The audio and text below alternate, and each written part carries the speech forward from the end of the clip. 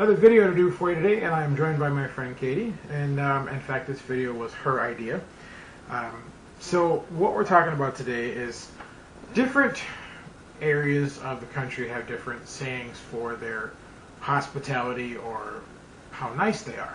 Well, up in Minnesota, or the land of 10,000 lakes, 10 million puddles, and one big-ass glacier, we say Minnesota nice, which I can personally attest to about 80% of the time is complete crap. Now, a lot of us are very nice up here, but we're not exactly your good Samaritan type. Now, and again, in my personal experience, I'm more inclined to believe the phrase Southern hospitality, as I have been to a few of the southeastern states, Florida, Louisiana, also Atlanta, Georgia, as well as a little bit of Texas, and I have a cousin who lives in Oklahoma. So, yes, I'm more inclined to believe the phrase Southern hospitality, because they are very hospitable and, in most cases, a lot nicer than we are up here. Anyway. I personally don't know. This particular video actually spawned because of something that you had witnessed. You went to one of the local stores with a friend, and as you guys were leaving, you were, of course, a passenger. So for those of you who have never been to this northern polar ice cap of a state, in the winter time, we have snow. A lot of people like it. Personally, I hate it. Anyway. Ditto. This particular night, we had what most people would call a snow event or blizzard. And, well, you go ahead and tell the story, because you were leaving this store, and many of you have been to retail stores such as Walmart. They have those cart pusher things. Cart pushers, cart grill, whatever you want to call it. The cart caddy. It's a little remote-controlled motor that helps these employees push carts back up to the store. I know I've seen them at Target, Walmart, different grocery stores around the area, depending on the size of the store and how much money they have to spend. So in this particular instance, I'll let you take it from here. You saw a couple of employees behaving rather unsafe and irresponsibly. Yes. So basically, I went to a grocery store, and basically what happened was, and if you want to upload the picture, I can give it to you. Basically, I saw two obviously teenage boys, probably having their very first job or something like that. They were pushing the carts through the snow with the remote control thing to push the carts in. Now, I understand that, you know, when it snows out, it is really, really hard to push in carts. I personally did it for about 6 years at my very first job. I did it as well, in fact, at the same establishment. Yeah. And I know how hard it is to push through snow, so to have something electronic to help you, no problem. I completely understand. But the incident that I'm talking about, one of the boys was on top of the machine that pushed it.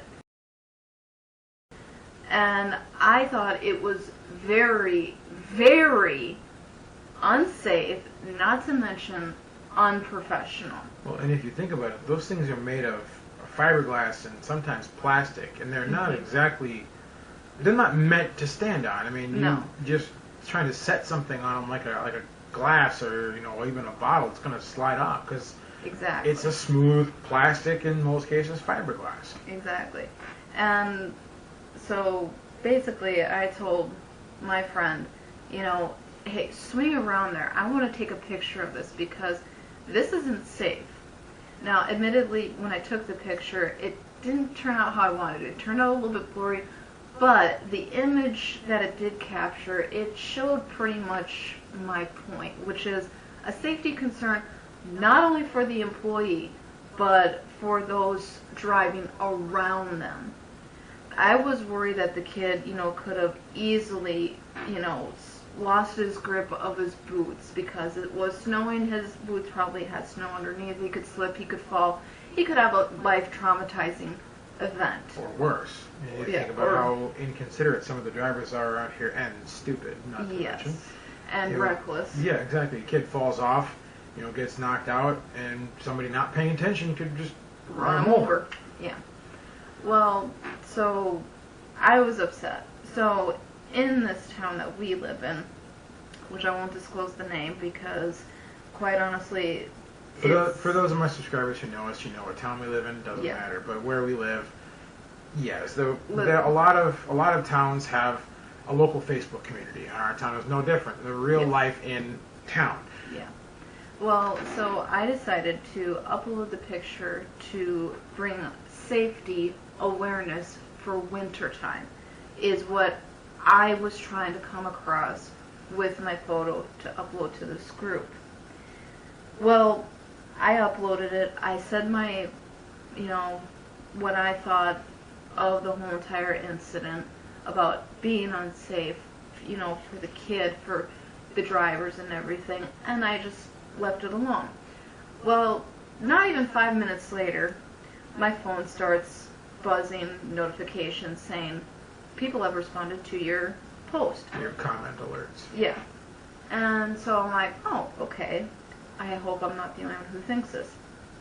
Immediately, everybody who is a part of this group was bashing me on Facebook, saying, oh, you're a fun killer, oh, you're a Debbie Downer, you're a bitch because, and pardon my language, but this is what was said, you're a bitch because, oh, you say you're, looking out for the safety of this kid, well, and maybe you just lost his job and maybe we should go kick your ass and make you lose your job. They were being very degrading, and one guy in particular that really upsetted me even went on my Facebook profile to look up information about me to find out that I'm divorced and made fun of it. And so this is the whole point of the video, is Minnesota nice? I don't believe it. I really don't. Not entirely. Now, a lot of people have told me this, that I am the definition of Minnesota nice. I'm kind to those who are kind to me. But you piss me off, you don't want to mess with me, to be completely honest. Well, it kind of goes back to that, the saying that I grew up with is, when I was growing up, respect your elders. Well, I don't agree with that, because if someone has not earned your respect, why should you respect them just because they're older than you? Exactly. So you respect the respectable, and that's what you're saying is if someone is nice to you, golden rule, treat others as you would have yourself be treated. Yes. So I just, And see, the thing that I didn't like was, everybody degrading me. Now, I will say that there was one nice person who did see my point of view as a manager standpoint of a company. And he even said it, all of you who are degrading her, all of you who are saying all these cruel things, look at it as if you were in my shoes. I'm a manager. I see something like that, yeah, I'm going to reprimand my employee because that is not safe. That is dangerous and completely unprofessional. And then they started to degrade this guy. So what did I do? I took the post down. I told the guy, I thank you for coming to my defense, but I'm going to take this down. Didn't you report it to the group administration as well? I did report it to the group administration for harassment with the one guy who looked at my profile. Then the next thing I know is I think it's all over because it's just like, okay, enough is enough. I can't take any more negativity. There's only so much negativity I can take before it just brings me down. And I don't like that. Well, then somebody screenshotted the post and continued the bullying. And it got 10 times worse. So I reported the whole entire spiel as bullying. And I believe that this was a form of cyberbullying, because to keep that vicious cycle going the way they were and threatening to hurt me, to destroy my car, to destroy my life because supposedly I'm destroying this kid's life because I'm posting a picture and I'm not getting the attention she wants. I wasn't looking for attention. And like I kept on telling everybody, I'm just bringing a safety concern to the forefront. And they kept on saying the same thing. Oh no, you're not. You're just some dumb bitch who's looking for attention and you're not getting the attention you want. And that brings me to my point. this is not Minnesota nice. This is Minnesota hostility. And unfortunately, in Minnesota, you get that way more than you do the Minnesota nice. And that's why I wanted to bring this up, because, to be honest, I think that Minnesota nice, personally, is a myth. I really do. Maybe 50 or even 100 years ago, we were Minnesota nice when our, grandparents and our great-grandparents actually were nice to each other. You could be nice to your fellow man. You could help out your fellow, farmer, whatever. Well, I think that's a lot of that's just where that stemmed from, is back when people were genuinely nice and they did help out, help your neighbor, neighbor, hey, I'm going out of town for the weekend. Can you grab my mail or water my plants or something like that? Now, in certain areas and certain things, you can still do that. But the majority of it is going to be, I don't want my neighbor crossing that damn fence line so he doesn't see, my nice electronics, or, he doesn't try and steal my car. People are so apprehensive about their own personal possessions that they're really not trusting anymore. No. And like you said, you were just trying to point out, a safety concern for this kid. Oh yeah, but you're the fun killer. Well, next week he's doing the same stupid thing, posting a hold my beer and watch this Snapchat video, and he falls and breaks his face open. Right. Well, live and learn, as most people would say. Right. Eventually he's going to look back and go, yeah, that was stupid. And I get it. He's, a kid. He had to be no more than maybe 17, maybe 19 years old. But the point of the matter is kids around here where we live, they're idiots. And they are dangerous idiots. I think that's probably going to be a good portion, I wouldn't say a majority, but a good portion of, no matter where you go, the younger generation, to a point, they're going to be stupid. And I'm sure you and I were no different when we were kids. I'm sure we did our share of stupid shit. I personally did. Well, the only difference is I got my butt whooped whenever I did something stupid. Oh yeah, I did too, except a lot of the things that I'm actually talking about, my parents never found out about until years later. Same with mine. But again, the younger generation, I won't say they lack common sense, although the Tide Pod shit. I was just going to say that, about the whole millennial generation, of which unfortunately we are on the tail end of.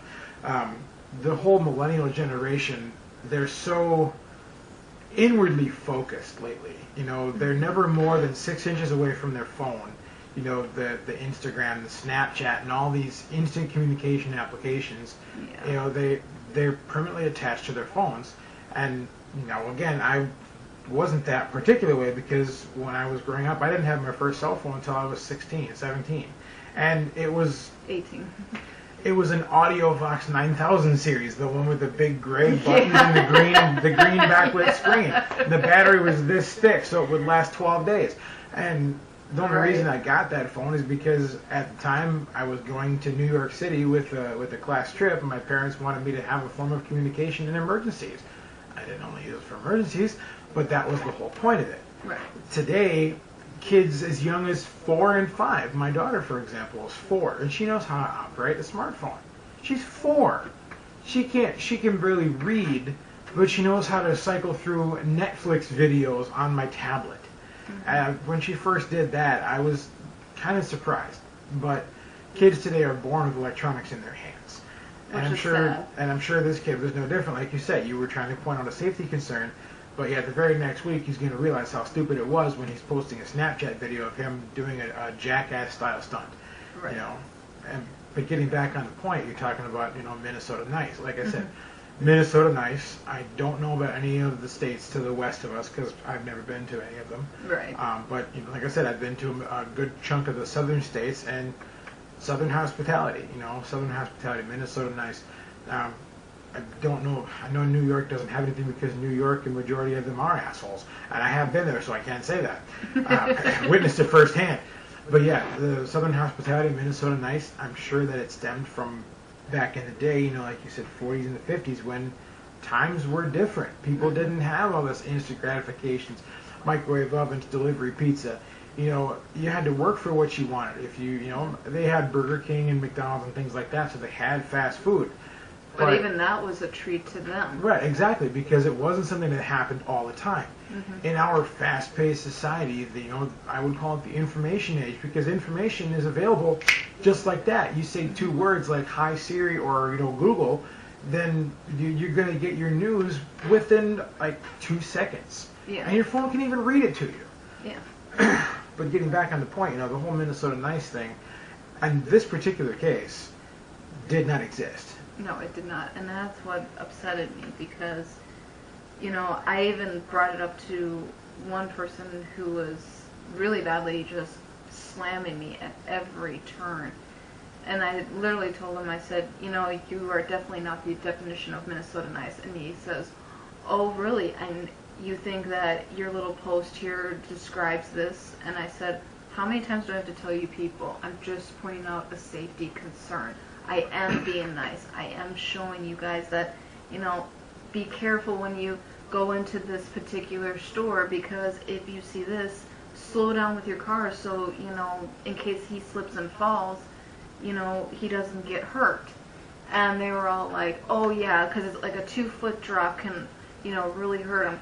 I have personally read on some of my newsletters that I get from some of the charities that I donate to all the time.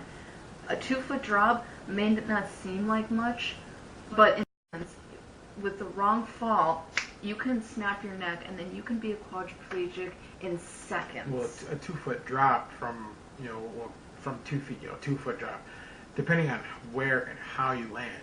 You land on your feet, nothing's going to happen most likely. Right. Land on your ass, it might hurt for a little bit. You might hurt your tailbone. I've done that before. I fell off of a step ladder that was probably 3 foot high. Right. I landed on my ass. It hurt my tailbone. I wasn't seriously injured, right, but it hurt. And you fall off a 2 or 3 foot drop and you land on your head, it's not going to be a cartoon or you get back up and you go, ow, that hurt. You could seriously hurt yourself. Mm-hmm. And like you said, you land on your head or even your shoulders wrong, you could seriously injure your neck. Yes. One wrong move on your spinal cord, you're paralyzed or worse. Yeah. I mean, one of my friends, yeah, it may have been a 2-foot drop, and I even pointed that out in this post. It may seem like a 2-foot drop, but my friend was 6'3". He was tall, so that 2-foot drop, when he fell, landed him in a cast in his arm, and it was so bad he was in that cast for half a year because he shattered his whole entire shoulder right in here. And everybody's like, oh yeah, right, your friend was probably just being stupid. Yes, the incident was stupid. It was similar, not exactly, but it was similar. But even so, my point remained.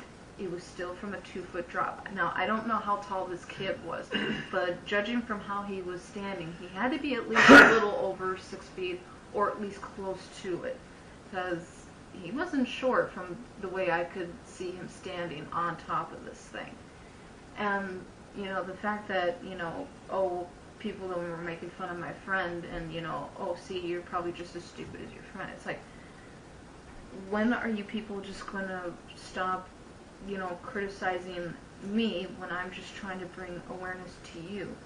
And then during the whole entire thing of when, I was reporting it for bullying, one of the group members sent me a personal message, and I thought, oh God, here we go. It's going to be something really degrading. But it was actually a really nice young lady. Well, she was formerly from this town. And, she sent me a personal message saying, I understand what you're doing, and I thank you for bringing awareness to the town. She said, but you're preaching to wolves, because this town isn't covered with them.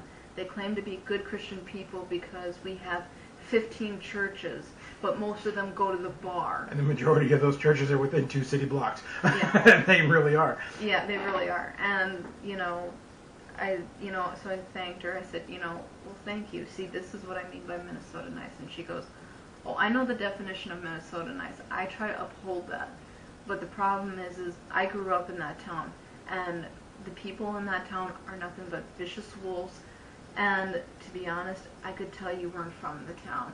based upon how you were defending yourself. Well, and originally you're not. Yeah, I'm not. I'm from all over Minnesota, but I'm not originally from this town. Unlike my cousins, they were born and raised here. And, you know, she had pointed out to me, she said, you know, growing up in that town, I couldn't wait to leave. And so I asked her, I said, well, then why are you still part of the group? And she said, well, because technically speaking, I still have family in that town, and it feels like every time I come back and they see me, you know, they're like, oh, and that's another thing I don't like about Minnesota. It is the biggest gossip, bullshit excuse to degrade anybody to make themselves feel better. And that really doesn't, in my experience, that's not really because of the town that we live in, or because of the state that we live in. It's the town. And the smaller the population, the more you're going to get that, because people True. know people. For example, where your ex-husband is sort of from, you know which small town I'm talking about. Yes. It's a town of what? 500, 600, something like that. It's less than 1,000. It's less than 1,000, yeah. But it's one of those towns where everybody knows everybody. And my dad's originally from that town as well. Right. And he makes the joke, it's like, you know you live in a small town when they have to widen Main Street to paint the center line. Right. And that's not a joke, by the way. They actually did that. not kidding. That's history. They actually did have to. Oh, geez. Yeah. They basically That sounds pathetic. they narrowed the sidewalk so they could paint the center line so people knew which way they were going. Which I don't understand how you can not know which way you're going. Right. But that particular town, everybody knows everybody. So Sunday morning after church, you go to the bar. Oh, did you hear about so and so? Yeah, how's his crops doing? Oh, his tractor broke down. You know, and they heard this. 30 seconds after reading the bulletin. Oh, so and so's tractor broke down. Oh, is he going to be able to get the parts? Now the hardware store's closed. So that's really how it happens. The less people you have in a given town, the more of this kind of crap you're going to get. So and Minnesota, our town is no exception. right? And so Minnesota Nice, not to say that it is a myth or doesn't exist. It does exist, but it is rare. Yes. Now, again, in my experience, where you do see more of this Minnesota Nice, as in more, I would say more suburbs of the Twin Cities. Yes. So you do see that Where a lot I more. originally lived. Exactly. You do see that a lot more the more population you get. However, there's a fine line. You have to find that happy medium. Anything over, I would say 30,000 people, you're going to get less of it because there's more people. They're going to be more rude. And the town like we live in, you're going to see less of it because there are less people. They're going to know everybody, and they're just not going to give a shit because they know everything that's going on. Exactly. So if you get those happy mediums where I would say anywhere between, I would say 25,000 to 55,000 people, depending on the area that you live in, you're going to see a lot more of it. So it's kind of rude because you know everybody, happy because you live in a good city, and then rude because you don't know everybody. You don't have to give a shit. So there's that happy medium, that fine line where you have to kind of pick and choose. And that's the thing I didn't like, is because I'm originally from near the Twin Cities area, and I moved down this way when I was a teenager. And when I went to my high school, I was bullied every day. I only made 5 friends. And max. again, that was because you were an outsider. You didn't know everybody, so you were an easy target. Again, I went through something. I went through something similar when I first moved into this area, not this town, but the next town over. I went through something similar, and for I would say a good 4 or 5 years, I was considered the new kid.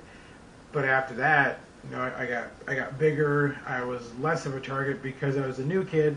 I was more of a target because I was bigger. I was heavy. I was heavier, and then there was a lot of things involved with that. I didn't care for sports. I wasn't the best student, so I kind of got it from both sides. The jocks would do this, or the nerds and the academic scholars would do this, but it really mellowed out once I got closer to the end of high school, junior, senior year. But there again, that also goes along with where you grew up, so to speak. The town that you grew up in was probably about half the size of the town that I grew up in. Yeah, where I grew up, it's like maybe 400, maybe 500 people, if not even. Yeah. But basically, with and this ties into, you know, the whole Minnesota Nice thing as well, is, you know, because I was new and I didn't know anybody, I was bullied so bad by both guys and girls. And and when I say bullying, I don't just mean, you know, verbally and emotionally. It was actually physical too. I actually got into fist fights. Well, and you suffered some pretty good physical injuries as well. Yes, I did. And unfortunately, so I'm used to bullying. So this whole entire thing, you know, with the whole group thing, I was used to getting ready to bring up my defenses. The only problem is it was too similar to high school, and that's why I deleted the post, is because even though I was fighting back in my defense, they weren't backing off. And that's the way it was for me in high school, is if I would get into a fight in high school, you know, they wouldn't just say, oh, well, we better leave her alone. You know, I hear so many stories of people when they finally defend themselves, you know, and they fight back, that their bullies back off. They just say, whoa, don't want to mess with that person. I never got that. And so, yet again, that was, you know, feeling like familiar territory. So I just said, you know what, screw it. Nobody's listening to me. Nobody's, you know, just realizing that, you know, I'm just trying to, you know, show a safety concern. So when I reported the whole entire second part of the bullying cycle to the group administrator, their solution was, we'll just boot her out of the group. She can no longer see our posts. She can no longer see her posts. And, you know, so in my mind I was like, fine, if you guys want to be a bunch of bullies, sayonara, I don't care. Well, and it kind of goes back to what you were saying about that one lady who messaged you. You know, you're preaching to the wolves is the quote that she used. Yeah. And you really are. Yeah. I mean, you're trying to tell a pack of wolves to be nice to this, you know, this other animal, and it's not going to happen. Exactly. They're too set in their ways. So, and I think we're going to wrap it up a little bit here and kind of say that, again, not to say that these, I don't want to call them stereotypes, these sayings, you know, Minnesota Nice, Southern hospitality. It's not to say that they don't exist or that they overwhelmingly exist. They are there, but again, you have to find that happy medium. And so Minnesota Nice is out there. It's just very far and few between. It's hard to find depending on where you go. Yeah. Southern hospitality is overwhelming. I have been there again, but you go down the wrong back alley in Georgia, you're likely to get your ass beat and mugged. So it is out there, and you know, I guess the overall message is that, you know, don't buy into the sayings and the hype. You know, explore it for yourself. So, you know, if you're not from Minnesota and you do come here, my first advice is don't come anywhere in the wintertime. Try to stick to the summer and the springtime because it's a lot nicer. And then safer too. Don't buy into the hype and the stereotypes of Minnesota Nice, thinking that everybody's going to treat you with the respect that you feel you deserve, or maybe that you would give back to them, because it ain't going to happen. So. But anyway, I think we're going to close out today's video. So once again, this has been another Ramblin' Rant in the series. My name is Andrew. And I'm Katie. So thanks again for watching, you guys, and we'll see you next time.